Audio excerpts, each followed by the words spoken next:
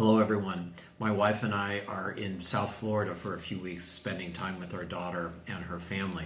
And we had the privilege tonight, Motzi Shabbos, of hearing former Chief Rabbi of Israel, Senior Rabbi Lau, Rabbi Yisrael Meir Lau, speak. And he spoke about anti-Semitism. As I think we all know, Rabbi Lau was a childhood survivor of Buchenwald. He was rescued in April of 1945 by General Patton's troops when Rabbi Lau, to become Rabbi Lau, was only 7 years old. And so what he spoke about was anti-Semitism, obviously from a first-hand perspective. And he talked about what we know has been the pattern of anti-Semitism, of us being objected to because we were not like the rest of the people around us, that when we were in Poland and Hungary, we spoke differently, we dressed differently, we looked differently, and we were strangers. And so the thought was that we were subject to anti-Semitism because we weren't like those around us.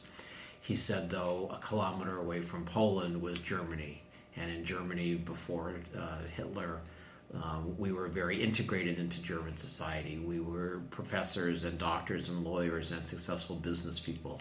And so then we were hated because we were infiltrating the society and the country and trying to be too much like those around us.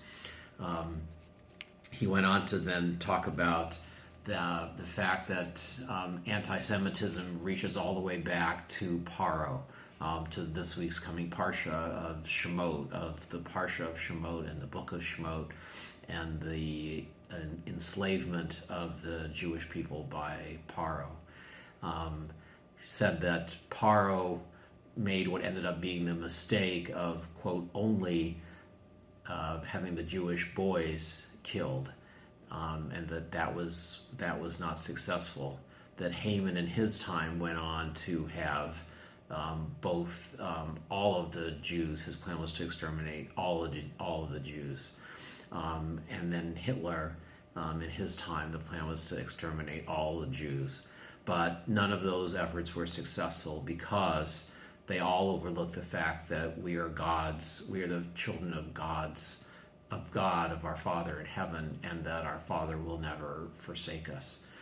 He told a story about when he was about a week before he was liberated from Buchenwald, his older brother, who was 11 years older, was marched out of Buchenwald to a train to what was to be his death, and that he saw Yisrael Meir Lau in the barracks that he had to walk past on the way out of Buchenwald, and came over and said to his younger brother, who was 11 years younger, I just want to tell you, if you have somehow the merit to survive this horror, there are people who are going to want you to go to different places, back to Poland, but that's not our home, to Russia, because a lot of the inmates in the cell block where Rabbi Lau were Russian. He said that Russia is not our home.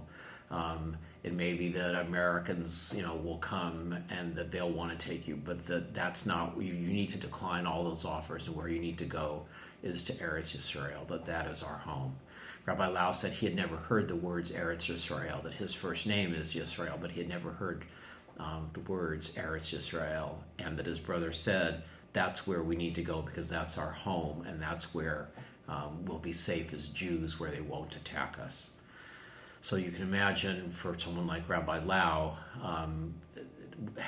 what the experiences of October 7th meant to him, to have people come in Israel into Jews' homes and to take out and to rip out of their homes children and women and the elderly and to take them away and to kill them and to hold them hostage, as was done during Rabbi Lau's time during the Holocaust.